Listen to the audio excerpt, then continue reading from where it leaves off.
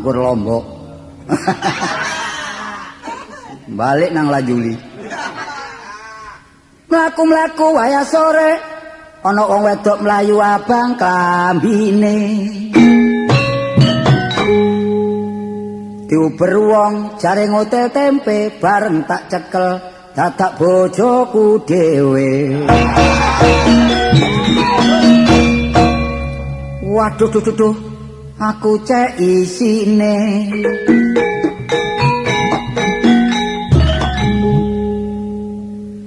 Terus bojoku tak gawa nang gedhokan atiku mangkel tak slentikno jaran.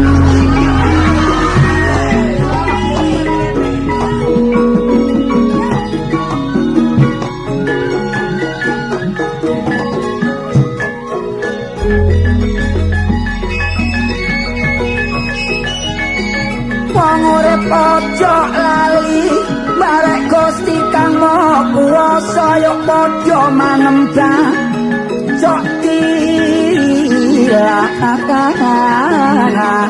alehna.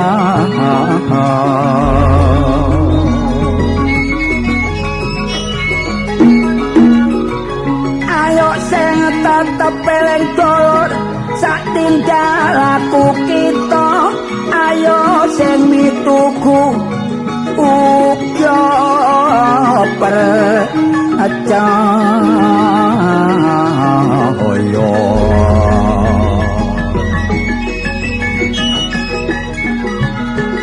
Sing dijaluk ayo saling menyintai sak padha padane saling manggur amate.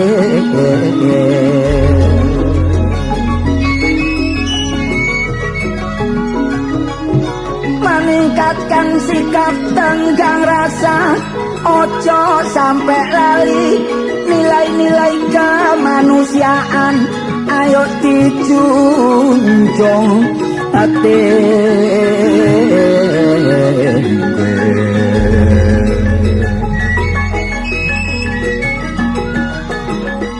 Lan ojo lali barek kerukunan memajukan pergaulan demi persatuan lan kesatuan.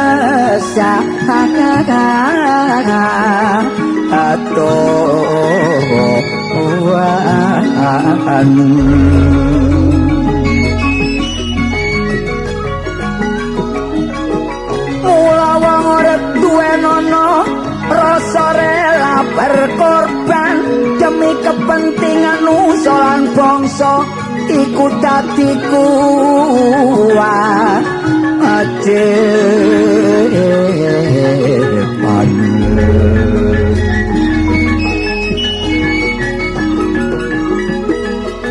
Mula kita kabeh nek duweni kekarepan ojo kesusu menaik atau usahaan.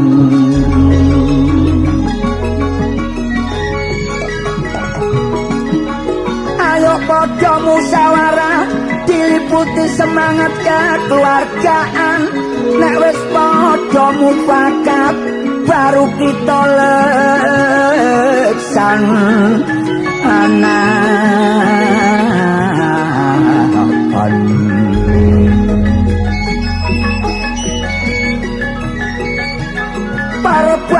Perbuatan sing luhur kudu dikembangkan, seneng nolong wong susah lan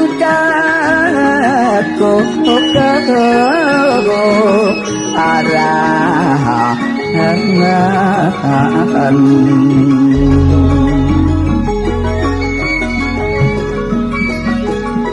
Ojo lali gotong royong duwenono rasa kekeluargaan, mewujudkan kemajuan merata, adil makmur cek ndang ketuharutan.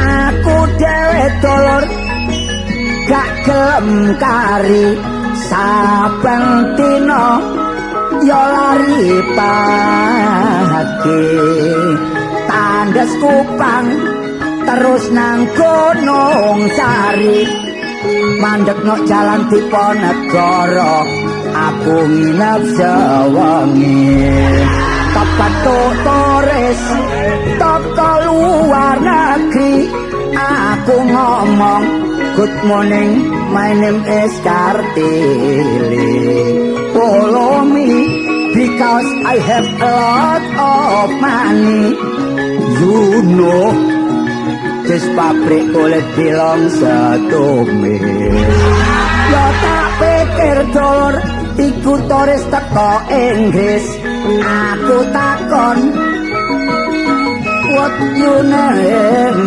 is cewek guyang-guyu barek pringas-pringis dadak ngomong jenenge Tulkiem ponakane Wadrake terus aku cak rumangsa kaisinan gak apa-apa cewek rada lumayan aku kae sedilu ya omong-omongan dadak cewek mlayu katut arek tambah segaran aku bengong terus dadi penasaran jam 3 bengi ana cewek klambine abang wong budal nang pasar dadak bakul janganan bareng tak kudo aku dikrabyo keranjang tak pikir-pikir kelaku aku yo gak tepak wong wis tuwek tingkahku kok tambah rusak aku terus eling jange nglumpukno sanak kurang rong dino aku kate nyunatno bapak anak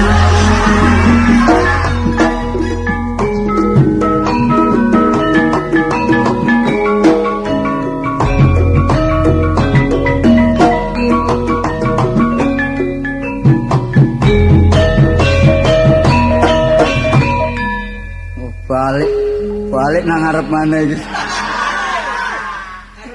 Lah iya. Dasar awak pancen iya cek apese. Iya kota pandir. Tepak malam ya dina jamu awake timbang turu sore-sore dengke cewek ngideki cempet.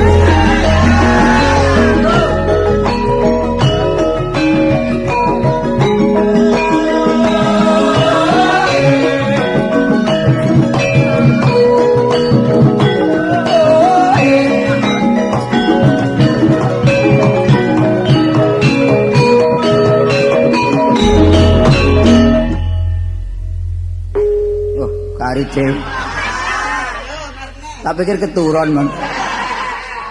Waktu iku cempene tepak klesetan kaidaan kate iyo kayal-kayal mbak-mbek mancal-mancal aku ditombol jepaplak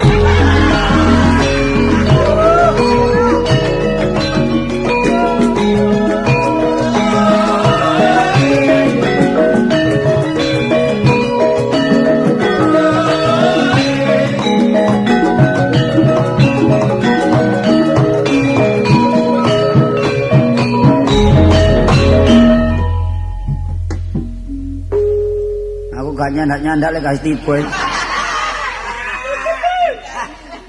Wong sing duwe dadake kok tolong-tolong. Akeh wong metu kabeh nggawa pentung aku wedi atiku bingung kecegur egot keglondong-glondong.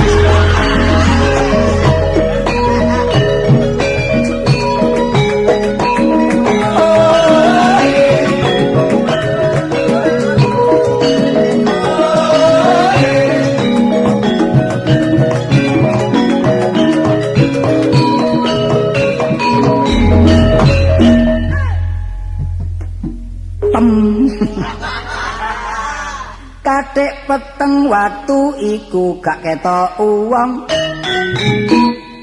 Aku wedi ndrosopno wite lompong suwe-suwe aku keturun dikrikiti tikus ton. Kira-kira jam 1 bengi aku ngadep rasaku wis sepi. Dadak ana sing ngonani aku mlayu nobrok bangatemi.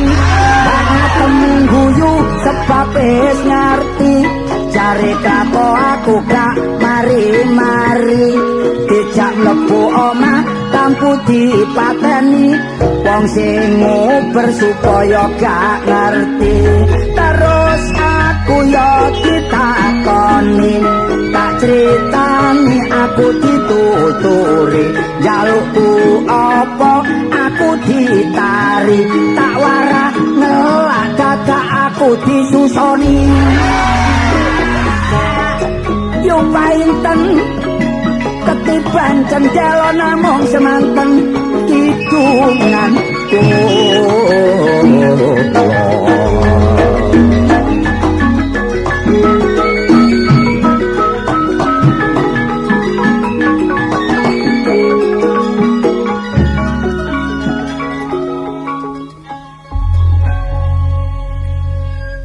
aku keling. Nek aku nang negara kene iki duwe jabatan. Kok malah baleni barang lawas iki. Tapi kenang-kenangane kudu dibaleni. Suatu saat, wah. Suatu samit. Moro Tuhane sapari. Suatu saat awak iki ya kudu ngiling-iling barang sing wis. Aku iki duwe bojo cek ayune, kemanten anyar oleh 2 wulan. Duwe buruh arek teko pagi saji. Endra iki tandaan. Wong dadi bojange pati kok 3 dina rupane abane nduk batu sing gombol paikun.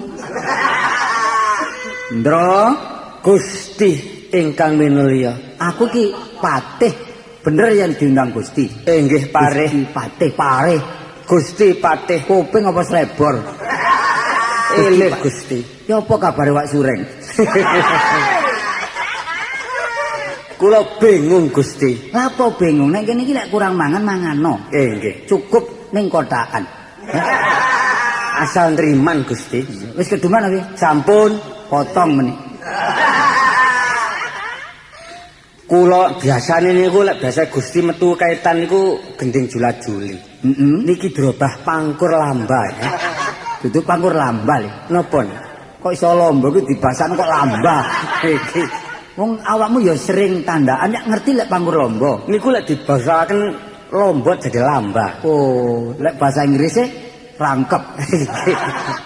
Kula eling Gusti. Eling apa le? Eling jamane kula seneng taipan biyen. Nek dina ya goyangan. Nggih. Kabare ya bare. Prei. Ah, wong rupamu kanyen ya ngono. Wis aku kuwatir mangkane tak cakup tak dalane kepatian iki aja sampe ki mbaleni sing kaya ngono. Nggih. Kula sampun enten kepatihan iki mencakup pendamelan macem-macem Gusti. Kayata nyapu-nyapu, kayata pertamanan, kayata nyusoni kerek. Ora ngerti lek kowe iki herder. Wong kok nyusoni ngrumat iki. Ngrumat. Iki dolen wae. Nggih. Kerek iki mare perkara. Ya badhe kula dol dipun seneni kali Mustofa. Wis gampang tak runding Mustofa. Iya. Iki ngene kabare wis nyepake para panganan-panganan. Sampun, panganan sedaya sampun telas, Gus. Loh. Lah aku lak ora uman iki. Wis telas ora uman. Kangge ingkang wonten wingking sampun telas, ingkang kangge panjenenganipun patih. Wah, kakean sampun siap. Kakean ingkang. Dipun ingkang wis disiapno. Lah Gusti Putri patih. Oh, Gusti Putri patih menika tesih adus. Loh, adus kok. Kula wong nginceng.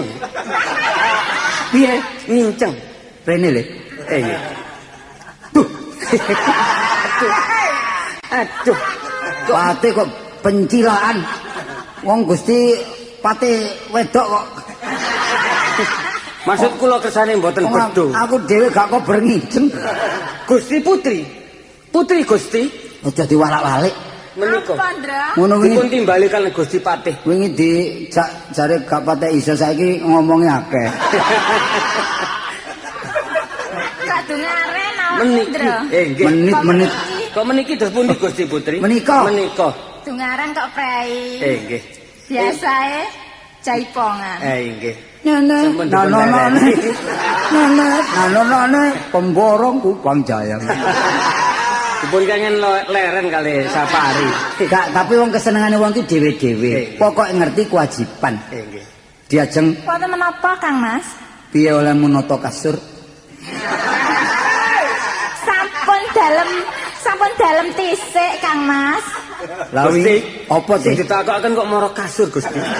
Wong panjenengan badhe mepe. Wingi ku tuku kasur tuku kasur anyar. Ora, Ndra. Sampai kasur lanang. Kasur iki anyar. Nggih Gusti. Tapi wingi ku kepancal. Terus suwek. Nggih. Kucing.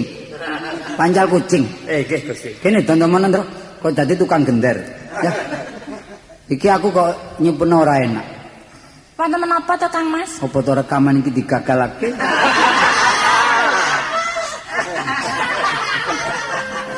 Lah Endra yo dadi buruh ya ora tau ngekei pandangan pendapat. Wis budal-budal tok ae. Kula sampun paring dawuh dhateng panjenengan Oh, Gusti. kliru.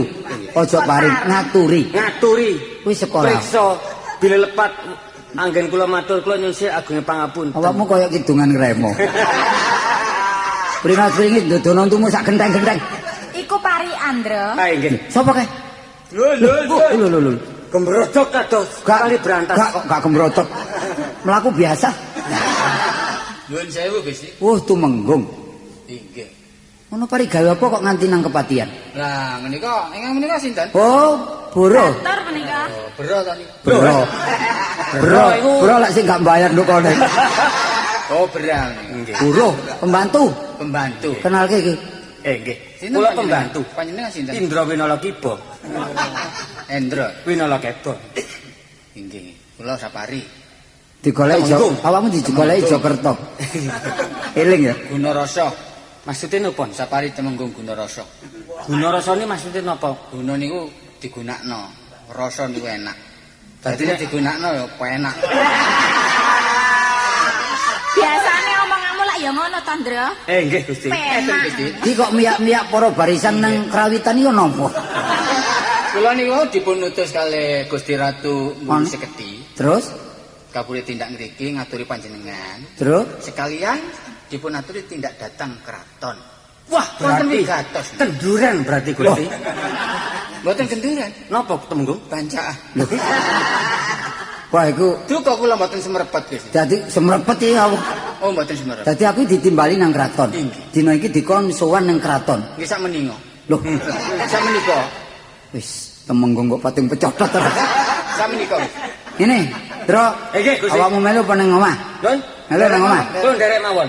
Nang Awit kono? ngeten, kula njagi keselamatan panjenengan. Inggih. Mangke menawa panjenengan badhe dipun uda paripursa, lho kula badhe mendel Kok kemawon. uda? Napa? Ya ora udah wong celanoan. Uda wong iki celonoan kok.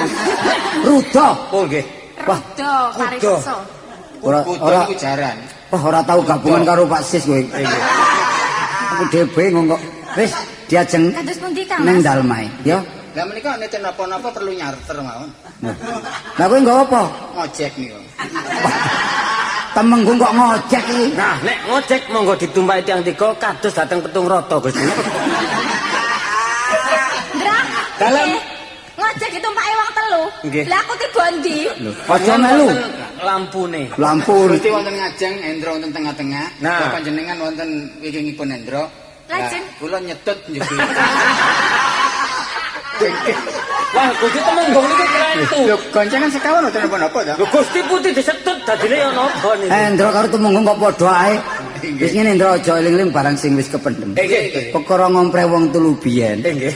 Iku urusan sik Sejarah. jeblok ya. Wis diajeng karya ning kepatihan, aku tak tindak nang kraton. Ya. Inggih nderekaken. Temenggung. Kang Mas. Endro, ayo melu. Oi. Wis karya sulamet.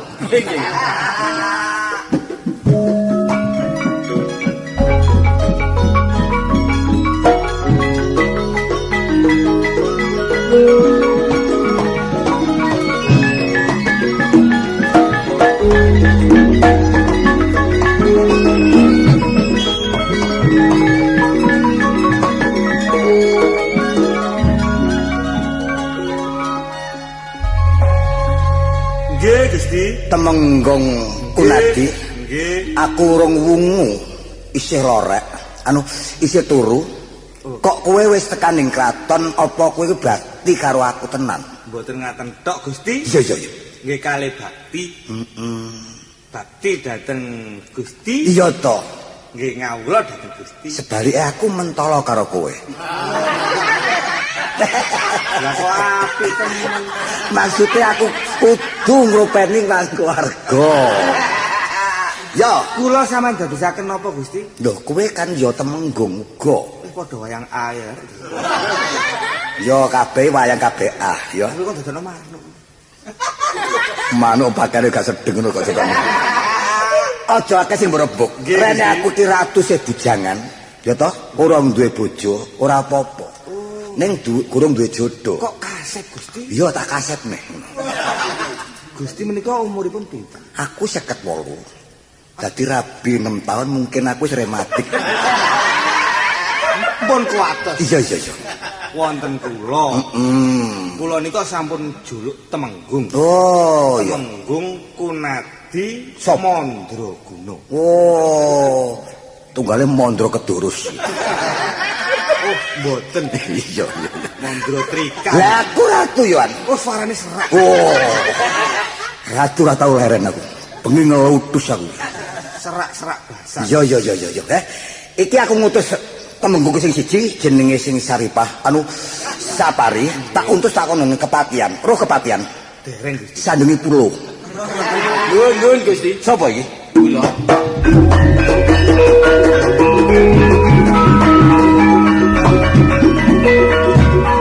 Lah menika patene tasih teng Jabi.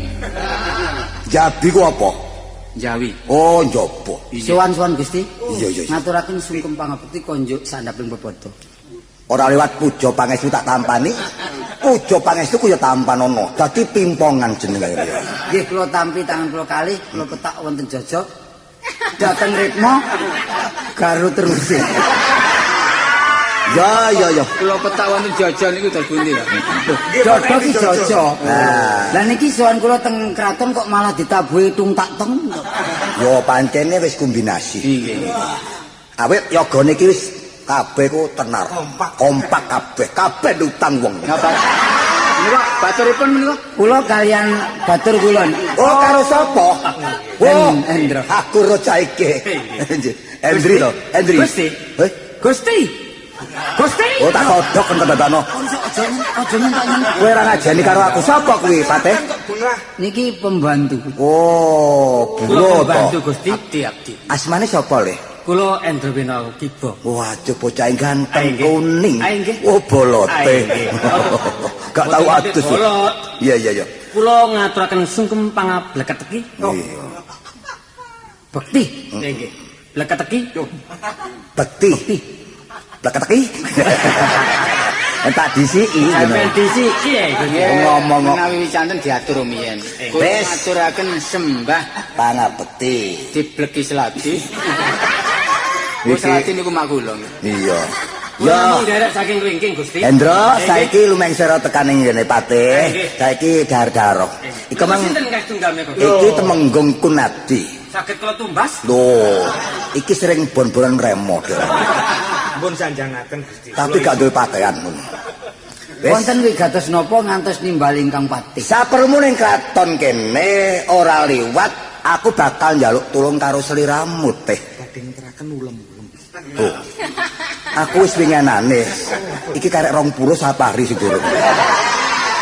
Tapi krungu kabar, ulum-ulume 150 sing teko mek loro.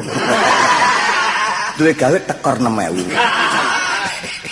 Aja pringisan. Kula siapen sedaya. Priamun pun siap. Iya. Ya, pandung aku eri ya tampanono, muga-muga kowe kanthi wilujeng slamet. Terus wonten wigatos napa? Patih, Inggih. aku lek dulu kawula cilik ning kraton kene kabeh sora uripe Kenging menapa? sebab mbecak kabeh. Oh, Lah niku pendamelan. kok. Iya. Mboten napa-napa. Ora apa-apa. Cuma penyakitnya tambah suwe tambah akeh. Esuk loro sore mati, sore loro pagi hari juga meninggal. Oh, menika keterak keblek. keterak begeblok. Lajeng wonten dawuh napa? Aku oleh wangsit mandung iku. Nggih. Malah rong piring. Niku pangsit. Oh iya. Heeh, wangsit. Nggih. Aku bisa nulung kawula kok cilik kabeh ning kudune kowe kudu nulung karo aku. Nggih. Golek jamu tengah ngalas utawa ning guwa sing maksude nang gunung Sremet. Cermet apa? Nggih Sremet. Sremet. Gunung Sremet golek jenenge celeng sing sisik emas. Oh, nyambek, catane nyambek. Sanes. Apa? Semut sisik emas. Trenggiling. Oh, trenggiling sisik emas le. Sampean kok mencel-mencel. Ya, trenggiling sisik emas. Oh, ngaten. Ya. Lek pancen iku kinabulan kowe bakal oleh pahala ya. Saka sing gawe urip. Lajeng munggah pangkat. Munggah pangkat kowe lak patih. Nggih. Tak dadekno iso patih. Patek. Lah kok malah melorot. Ya dadi apa kena urusan pangkat nika kula manggaken. Perjuanganmu dhisik. Kewajiban kula badhe kula ayahi. Menawi kula wangsul mboten beto trenggiling sisik emas dos pundi? Oh, lek perlu tak perjayani kowe. Aja bali-bali nang kraton lek ora nggawa sisik trenggiling emas. Oh ngaten. Pangestu panjenengan ingkang kula suwun. Tak idoni, tak ideni ya. Tak ideni. Ratune kurang ajar. Wis malah sampe didoni. Ini ditonyo ratune. Ora, tak ideni. Seliramu melu aku apa ning kraton kene? Kula tetep nderek bebedak. Bebedak nyekel trenggiling. Sisik emas. Iya. Wis menggong. Nggih. Kakang Tumung Sapari. Monggo. Gusti Ratu. Iya. Kula nyuwun pamit. Sumingkira tak dongakne kaya banyu mili. Pangestu panjenengan ingkang kula suwun. Mek situk. Pangestu mek situk. Lah ingkang kula suwun. Mugi-mugi kula ingkang kasil ingkang dados ingkang tugas. Walah, kuwate kowe engkang to. Temenggung? Oh, padha temenggung. Lho, Wonten apa? Temenggung. Dalem. Rene aku iki ya wis kaya ngene pikir aku ora karo-karan. Nggih. Aku. Tak ngelipur atiku ning taman. Iya, Monggo kula derekake. Nggih. Lho, jaga nggo apa? Nggo apa? Obor Gusti. Lah kula niki jagen wonten pundi? Daging kelek ngomong ning nggone kraton iki jaga. Ono paribasan mlebu kraton iki ora palirah teko aku. Balekke wae. Kudu ngerti tanda asmane utawa tapak astane Gusti Ratu Slamet Haryajaya Kusuma Mangun. Bae mangune. Mangune bapak iso barek mangune. Mangun nggih. Ya, Maun. ya. Ya. Piye kowe krungu to? Wis. Lah awak dhewe iki selaku Blendung Temenggung iku kudu ngugemi perintah Gusti. Aku tak sare. Inggih. Bar sare aku wungu. Inggih. Bar wungu aku dahar. Sikatan pun lali sikatan. Senajan ora sikatan ning kemungku gelok. Nggih. Sapari. Nggih, monggo. Sampun kuatos. Ya jaga ya, Ki. Gong. Kowe jaga kulon aku tak jaga wetan ya. Ora dadi sitok ya, Pak. Lho, ora ngono iki tugas awak dhewe. Bayaran iki nek kowe iki nyambut gawene sukses, diundake. Wong jaga kudu betah melek. Nah, Kon durung oleh sumbangan gula kopi. lho kok sumbangan gula kopi wonten nggone kraton kene gula kopi sembarang wis cemepak. Oh, wis cemepak. Ning nek iso tuku. Kuatek meneh. Ya ora ana pirang-pirang dina iki sepi. Sementara iki Hmm. genda-genti kon sing turu aku sing melek. Oh, ngono lah. Terus melek kon sing turu. ya ngono ya kena. Ya. Dadi salah situ sing kejeh. Aku melek terus. Oh, kowe kok melek. Iya. Aku sing ya mari aku balik ngono. ya aku turu dhisik kowe sing jaga. Sak temene sing ngendho sapa iki? Ya yen iso yang ngemblek kabeh to. Iya. Iya. Ayo. Jaga ning ngarep to. Iya. Ayo.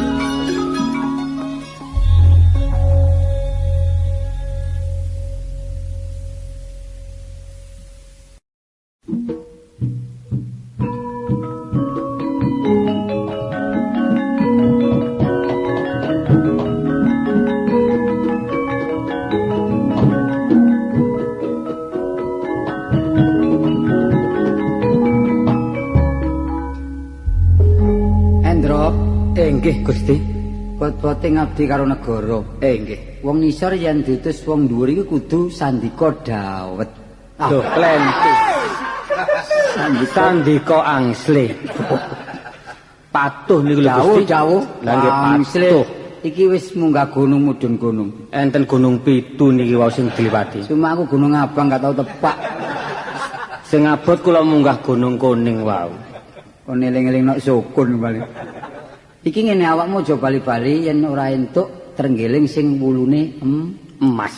Wau enten meneh mlebu esuk. Wau enten trenggiling tapi mboten ulu emas. Wulu apa? Wulu pecel. Iku jenenge trenggiling wis dipecel iku. Kok panganane iki mang gendinge apa to? Niki wae gending pesisiran Surabaya. Eling-eling aku sik dadi Joko Sambang. Kula nate gending niku singen nalika dadi Joko Tole. Iki lak Joko-Jokoan. Tapi mben iki gawe Joko Tarub. Gusti, kula ningali panjenengan saken Gusti. Lesu Napa mboten udang dibalik batu? wah, aku ya krungu. Ucapan ngono kuwi tau krungu. Udang di balik batu. Maksudnya napa niku? Ya takon karo Pak Guru. Ana maksud sing ora genah. Tapi wong ratu iki oleh dawuh oleh wangsit. Ratu iku mesti temen. Tapi lek ningali wangsit rong piring kaya mamang lho. Wangsit kok rong piring. Iku mau sing tepak meleset. Ratu ini gak genah kadang-kadang bener kadang-kadang menclek.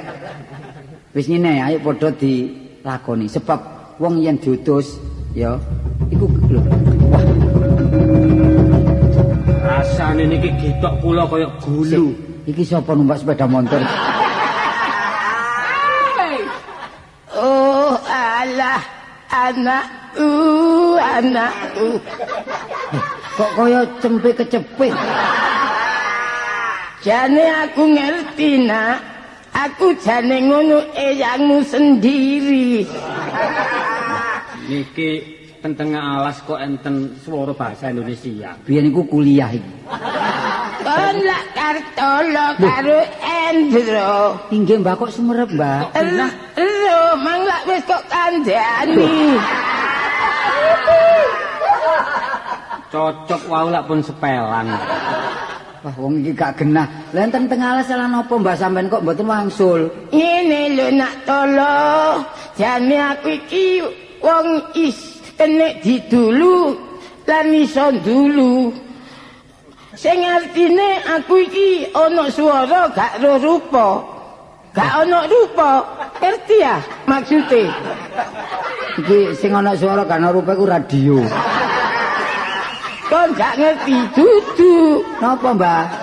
Kadang-kadang aku ya nyusup nduk wetenge wong. Berarti niki rempelon. Tua-tua kurang ajar. Artine napa Mbak? Nggih. Aku ngerti tujuanmu kon mlaku sampai anjo kene. Nggih kula diutus kare ratune Mbak. Iya. Kengken madosi trenggiling sing wulune emas. Sing sak mestine kon iki duduk wong elek. Soale kon gak onteng-ontengan. Tibae sing elek dhewe. Aku ngerti sing kok golek iki trenggiling Wulune emas Mbak. wulune emas. Nggih. Napa enten Mbak? Nek jane ngono, gak ono nak Kartolo trenggiling sing wulune emas. Lah lek gak ono gak ya napa? Lah nek kon kepengin trenggiling sing ana wulune emas, Nggih. iki tampan ono. Napa niki? Iki trenggiling Terus? cuma duduk emas. Napa? Iki trenggiling kayu biasa cuma isane wujud emas. Aturan dhewe ya apa isane kaya emas. Wah, sing enak disepuaken mawon. Awur ya dicet. Lah niki napa wonten trenggiling wulu emas niki napa wonten apa mboten, Mbah? Ya gak ono. Udang dibalik Iya bener kon, bareng bener kok ketno ae, Ndro. Wah, lek ngono awakmu ki apa pas kita ya? ro niku. Wis ya aku mau iso ngekeki wasit sing kaya ngono iku. Wasit niku bal-balan, Mbah. Wasit sing ngatur bal-balan wasit. Oh, iku. Wangsit. Wangsit. Lah ya wangsit. Oh, sampean wasit niku. Oh, wong wangsit kok wasit. Wis aku tak balik. Niki Mbah sangu, Mbah. Gak usah piro sih, piro? 200. 200 apa? 1000. Oh nek ngono usah. Wis yo tak balik Mbah, aku. ngaten pangestine kula suwun. Loh. Wis. Hilang. Oh, nemplek lawang. Sampean tumona. Apa? Ana wong sedik moto duwiken. Bukan ana wong ngono ya butuh dhuwit, Ndra. Sangoni gelem ae. Ndra, nek kaya ngene aku curiga karo Gusti Ratu. Nek Trenggiling Wulu Mas ku gak ana dawuh mbak iki. Ayo saiki ya Trenggiling iki dicet. Ngerti apa enggak? Ngoten. Ditegesno ya apa karepe ingkang ratu.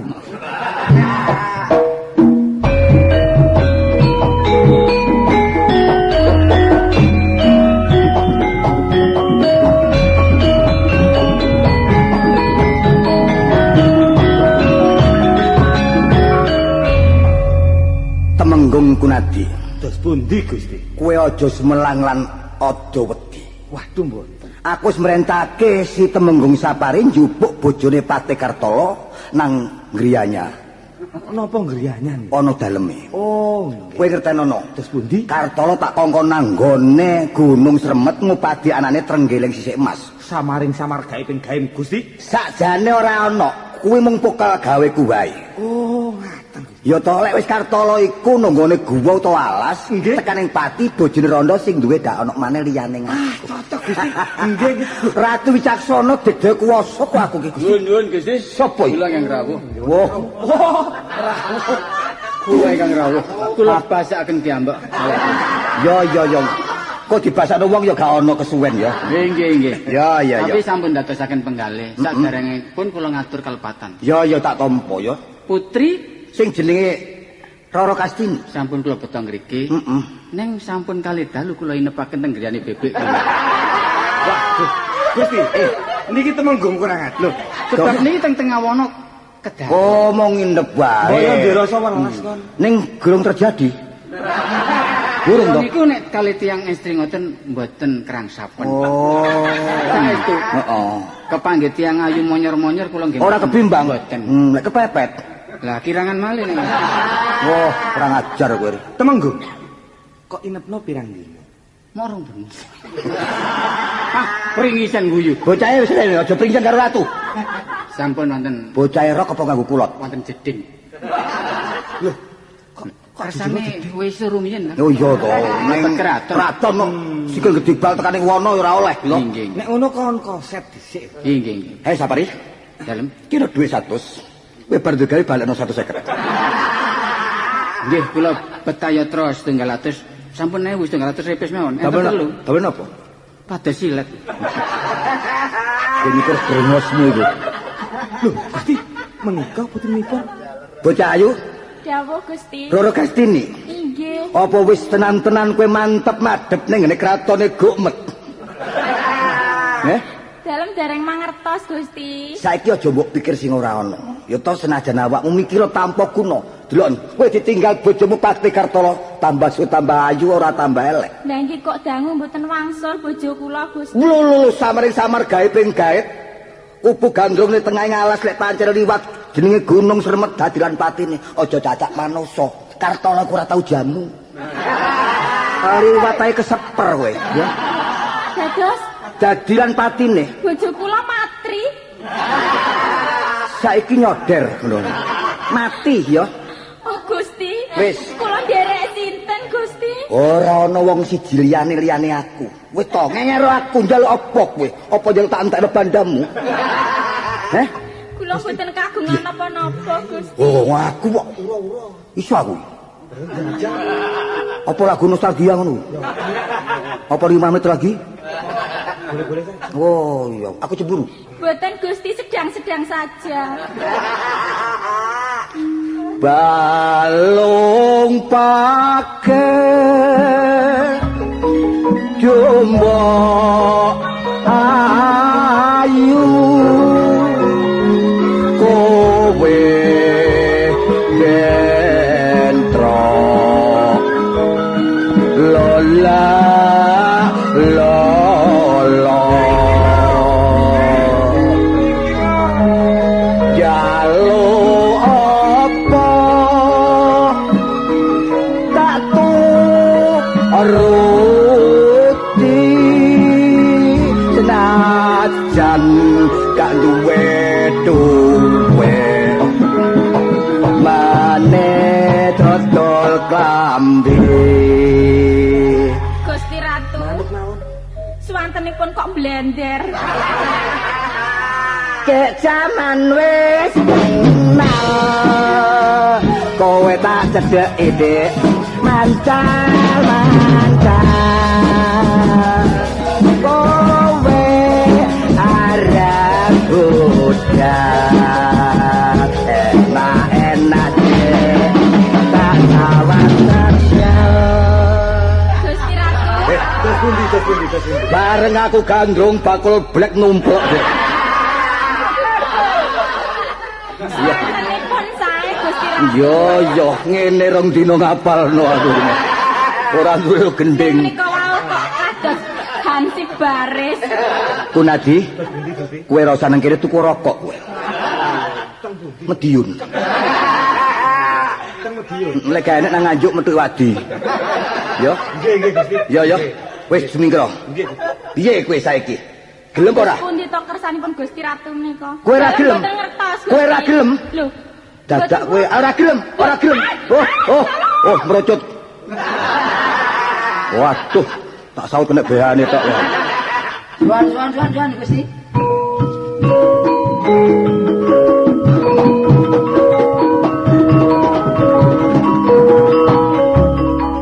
Loh, tak wis padake kaya si Patih Kartolo. Nggih Gusti. Kanthi wilujeng slamet kanggo rawuh ning ngarsaku. Dalam dipun utus kalian Gusti Ratu sakmenika sampun angsal damel. Endi? Lah niku trenggeling wulune Mas menika Gusti. Loh kok mripate karok? Layar nih Gusti. Trenggeling ora genah. Niki ora apa-apa wong. asale mboten kero. Iya. Endro le nyekel kebadut. Miring. Motone keplotot Gusti. Iya. Wong jampi senajan rupane ngopo, pokoke mandi. Nggih, Gusti. Tak tampa Patih. Nah, ora weruh kok. Nggih sadurunge kowe tak palilae karo teko aku karo pangkatmu tak undhake, kowe bakal tak omongi lho. Wonten menapa Kowe Gusti? mas ora ngibit to Patih. Mboten nate tilem. Lho, Wonten apa? bojomu sapa jenenge? Roro Kastini. Nggih. Wah, dadak sawangane meneng kurang ajar. Wonten menapa? Aku ratu ora dihargani, ora diajeni, ora dihormati. Nyunyah karo aku. Artosipun apa? Lah dadak dekne lho tekane omahmu nang nggone keraton. Nggih. Lawang kamar aku gak tak buka dileboni atik sarungan tok ngono lho. Tak kurang ajar iku jenenge. Lho, Kang Garwang niku Ini gandrong karo aku arep dipek gak apa rokok. Sampai garwa rokok aku moh aku. dados ingkang tresna menika garwa kula. Iya dudu aku padahal kenal aku ku guru TK 6. Dadak kadang rebut aku si Roro Kastini. Menika saestu. Tumindak ra bener lek gak pertakokke karo iku jenenge Temenggung. Oh, kurang ajar jajang.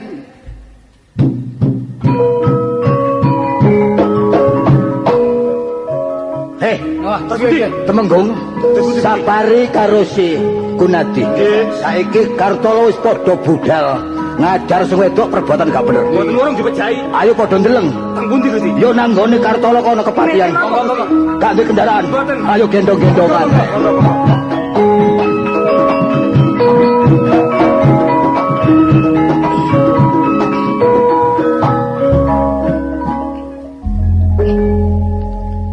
Urip kaya aku ngene iki oleh gak seneng ya apa?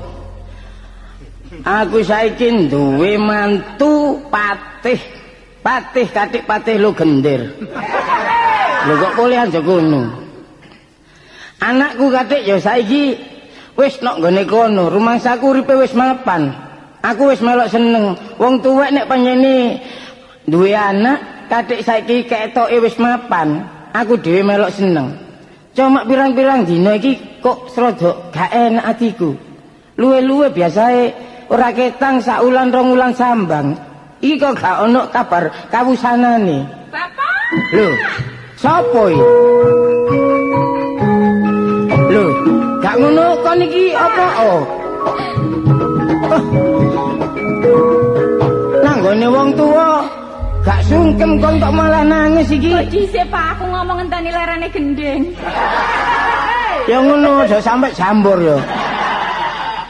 Gak ngono kon nangis turut dalan niku. Apa? Oh. Iya Pak, aku ana perkara Pak. Oh, jangan dicekel polisi ta. Iya pola nyolong PT. Ngawur. Sampai niku kok teko polisi barang. Gak ngono kon kena perkara apa? Ngene lho Pak. Iya.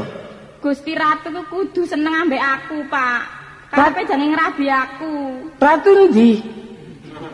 Ratu ndi Mang?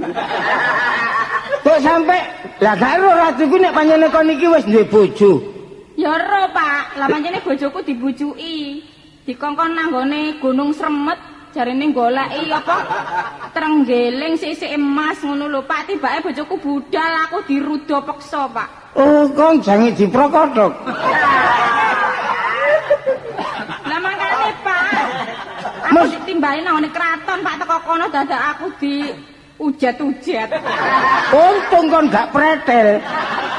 Gak ngono nih, mestine ratu iku lak yo ngerti nek kon iki ndek bojo. Ratu kok ana ratu sing colo bareng. Ya mestine ngerti, Pak. Tapi ya mbuh wong seneng ambek aku iku terus aku mlayu iki mau, Pak. Wah, nyasar nek kadek ana ratu gelem grabak wis. Dadi ratu meneh wisan. Apa tibake, Pak? Iku ngono pancene wong gak patek bene. Sampeyan wani, Pak, ambek ratune? Sak piro sih ratune? Sak piro? Oh, nek kono cilik ya, Pak. Oh, cilik. Heeh. Tak dadekne glepung. Wani aku. Wani. Kupinge ombo. Kupinge ombo. Ombo ndi mek kupingku? Oh, ombo. Ombo kono, Pak. Wah, gak wani mek ni. Mergo kalah tengen. Lah aku terus njaluk tolong sapa, Pak, nek sampean gak wani, Pak? Wis gak, wong aku elek-elek wong tuamu. Nek kon sampe ana kejadian sing kaya ngono aku kudu bertanggung jawab. Nah, nek gak tanggung jawab kok kane ngoyo. Saiki nggon diratune. Taman iku metenteng temen ta? Lho, metenteng tapi suwe-suwe kempes. Sampai niku Pak. Lah iki bojoku gak ngerti, Pak. Nek aku dirudopek sampe ratune. Oh, gak ngerti. Gak ngerti. Ya apa nek ngongkon ndang sikon goleki. Lah sampean gak ero Pak nggone Gunung Sremet iku. Gunung Sremet. Sremet. Nek Sremet gak ero, nek Sremet terus. Iku wong mules, Pak. Kok kon niku lho.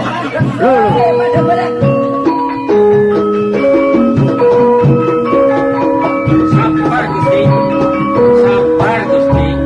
Ya aku ngerti. Sabar Gusti. Duh, maratuwa kula ngaturaken kelepatan. Ngomong apa aku? Sampai niku lho diaturi lepet. Oh, ya kan nggawa nang nguri kono. Oh, jane iki cara Jawane kasarane njaluk sepuro. Nggih, kula nyuwun pangapunten menawi wonten kelepatan Oh, kula. sungkem. Sungkem kula konjuk. Ya gak apa-apa, njaluk sungkem saiki gak apa-apa. Surya aja wis gak usah. Sampeyan madhep teng kula ta, Pak? Lah rumah sama aku madhep nang ndukur lak bapak pocong aku. Niki sinten? Iki maratuaku. Omong ngono. Anake ayu. Apa? Bapake kok Semar. Semar tapi lak jek gagah aku. Wong kok dilokno kaya Semar. Iku sapa? Pembantu kula. Kula buruwe. Oh, boro. Lha to sing ngedusi anak sampean kula. Lah apa anakku kok dusi iku? Niku nyepak-nyepakaken niku lho, Pak. Oh, nek nyepaki oleh, tapi aja kon dusi. Nggih. Kon nek katik ngedusi gak kenek anggon. Wong ngedusi kere ya kok gawa. Ya kebacut, Pak. Masa sampai kerek bareng. Dereke niku sing tresno kali kula ngoten lho. Untung kok kerek kece. Tadi kok gawa ndelereng ae. Gak ngono. Iki apa bojomu moro-moro nangis? Ngeten, Pak. Iya. Kula wonten kepatan nyuwun pangapunten. Kula badhe wonten urusan kali bojo kula. Iya ya. Nggih, nek wonten kekasaran kula nyuwun pangapunten. Heeh. Diajeng. Nggih, Kang Mas. Terus karepmu piye? Tak tinggal diutus karo Gusti Ratu malah awakmu menyang kraton kok kudu seneng karo ratune. Terus karepmu ya apa, Oh, Kang Mas. Menika lepat, Kang Mas. Sanes kula ingkang remen ning Gusti Ratu piyambak ingkang ngruda peksa kewan kula, Kang Mas. Apa bener? Inggih saestu, Kang Mas. Wis omong amuraken tak percaya mong. Lho. Gak ngono. Kon kok loro ngantem anakku. Salah apa? Sing ngantem sinten wong bokongku dhewe lho. Aku jane ya wis seru tapi tak gawe ngono. Sampean kudu eling Udang di balik batu. Oh ngono ta? Nggih. Tapi gak percaya. Apa sebabnya adoh teko kepatihan nganti keraton? Yen pancene gak karepane bojoku seneng karo ratine. Wis to. Ora muin. Kok ora mungkin, ora mungkin. Ora mungkin ya ora mungkin. Saestu panjenengan tindak dateng Gunung Sremet nika kula diruda peksa kelan Gusti Ratu Kang Mas. Wis ora percaya. Lho Kang. Nah blek bokong meneh. Wis ngene. Aku iki izin. Yen bojone Patih nganti nglamak kepengin dirabi ratu izin, berarti wong wedok ora ngajeni wong lanang. Kowe bakal tak perjayani. Lho. Terus pundi to Kang Mas? Aku tega karo kowe. Kula mboten lepat saestu kok Kang Mas. Kudu mati sebab kowe isin-isin aku, Pak ya apa Pak mati ya Pak? Lho wong jenenge anak nek kon dipateni aku ya gak mentolo. Ngono lho, pengarane anak. Cok sepuro entah wong ngono teh. Pak, jenengan kok teh cok ya napa iki? Kan gak ono eleke wong kon iki mantuku luwih tuwa aku. Wis saiki ngene. Wekasmu apa? Ndudukno kebeneranmu. Nek awakmu bersih utawa ora? Didono nak. Saestu panjenengan badhe merjayani kula Kang Mas. Heeh. Inggih saderenge kula pejah Kang Mas, kula badhe pasang diri. Apa? Menika wonten toya. Heeh. Ono Kula mboten mentala ndelok Banyak. bapak iki. Sampeyan nek kajenge mati mboten perlu ten Wonogiri Gusti. Ono Wonten diri. diri ku Solo, Ndra. Pasang diri. pasang diri, pasang tenger ngono lho. Terus Bapak sampean lo jangan ten mburi kula asuwe Mas. Jandra, wis jange kelangan aku. Aja diploro bapakku. wis pasang girine piye? Menika wonten toya Kang Mas. Banyu putih. Inggih. Terus Campurono dawet. Pak, Apa? jenengane gak tanggung jawab malah ngrusi. Sampeyan titeni lek anak sampeyan iki memang wong sing bersih. Iya. enten tengerane. Tak tengerane nak. Iya, Pak. Banyu putih iki Tak seksenane. Sampeyan saksene nek banyu iki pote iki dadi butak. Ateges aku salah nglakoni serong, Pak. tapi lek Iso. tetep putih Nek banyu iki tetep bening putih, berarti aku bener, Pak, tumindak. mati muka aku lho. Loh, kon kok gak iso nangis aku. Sak ngono nek awakku. Loh. Endro, Nggih Gusti. Endro. Nggih Gusti. Duh, ketiwasan, Bro. Dadi lan pakin. Sak marine karo aku tak percayani. Tak delok banyu kok tetep bening. Ateges iki pokal gawene Gusti Ratu. Kula lak pun ngomong balak-balik. Udang dibalik batu. Iki kisah sing kok udang dibalik batu terus. Nah, Pak, kula ngaturaken kelepatan. Ateges bojo kula niki teman-teman mboten tresno karo Gusti Ratu. Sing kurang ajar niki Ratu. Pak, sampeyan uripaken malih bojo kula, Pak. panjene menungso gak luput teko salah. Kalau sampeyan niku seketi. Kok seketi apa? Panjene aku elek titik duwe cekelan. Kenapa? Mbokmu cuma wis mati. Ngene. Sampeyan uripake. Iya, Nggih. elek-elek aku iki duwe cekelan. Katik bojomu iku ya gurung wis dine mati cek sak jabane pasti. Mboten kenging pusaka kesababan sampun pecah. Kesababan. Kesababan. Wong aku kesababan katut glelep ngene. Ya nak, kasini. Kon durung wayahe mati, Nak. Urip. Lho, Kok kaya wong obat. Uripe kaya wong obat. Grutuk. apa iku mau abane, Pak? Arek pelayon. Diajeng. Kang Mas iki kados pundi, Kang Mas? Nyoto-nyoto lek sliramu iki tresno karo aku. Dadi sing gawe pokal gawe Gusti Ratu. Nggih saestu, Kang Mas. Wis ngene aja kesuwen. Endro, Nggih. Kanjeng Papa. Halo Papa iki sirahe bodak iki. Nyicik niku nyicik. Pun pangestu panjenengan kula suwun, kula tak teng kraton. Kula abrak-abrike Prabu Slamet. Iya, Nak.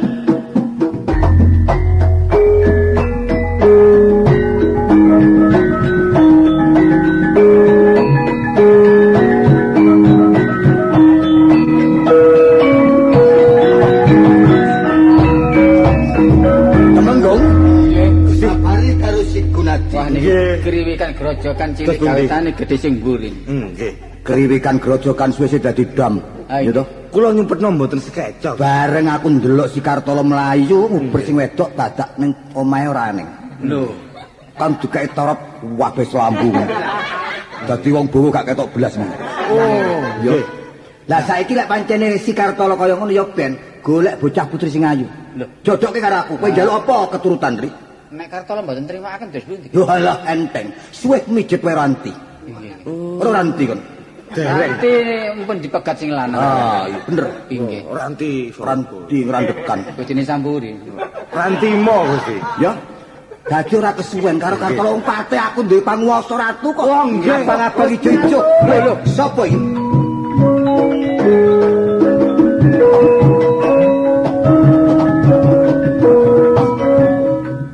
Para tumunggung kabeh. Aja wedi. Yen critane kowe iki mbelani wong bener aja wedi. Wong salah aja dibelani. Tak jabel basaku. Oh jabel gak apa-apa basae. Pepen. Kono situ edang mikir. Kono jenenge ku nagi kok. Mriki Gusti. Kok apik kelakuanmu. Kedene apik. Nek ngono gawe pokal gawe kongkon munggah nang gunung Sremet golek trenggiling sing sisik emas. Jelasine wulu emas iku ora ono. Dawuh Mbah sing menehi wisik karo aku. Gak ono iku pokal gawemu. Mbahmu iku gosip pokoke. Goroh tok isine iku. Aja kontol dionokno dandang dionokno Lekok. Yes pokok dianakno apa pokoke muni. Kate lapo sipate kowe? Ratu, Sakjake kok metiti kowe. awakmu kudu nyontoni sing bener. Loh, tak conton. Dadi wong ku jok nyontoni sing salah. Lek ratune salah, sing nisor melok salah. Ya jelas toh. Jelase kowe kepengin ngrebut bojoku. Loh, dadi wis tumomo kaya ngono. Baru ngerti kowe. Lek bojomu arep tak pek bojo, Oleh apa ora? Wis ngene, yen iso nglangkai Kaya wong ketegak. Langkai apa? Ngomong kowe. nglangkai tretek. Urung dibangun kok. Langkai balung iki lho. Balung. Gembung. Nglangkai bangkene patih, iso awakmu rabi bojoku. Lah ngelangkai liyane akeh kok ngelangkai buake ambune ra enak kok. Ayo, wani mbak aku. Apamu sing tak wedeni? Matani kowe.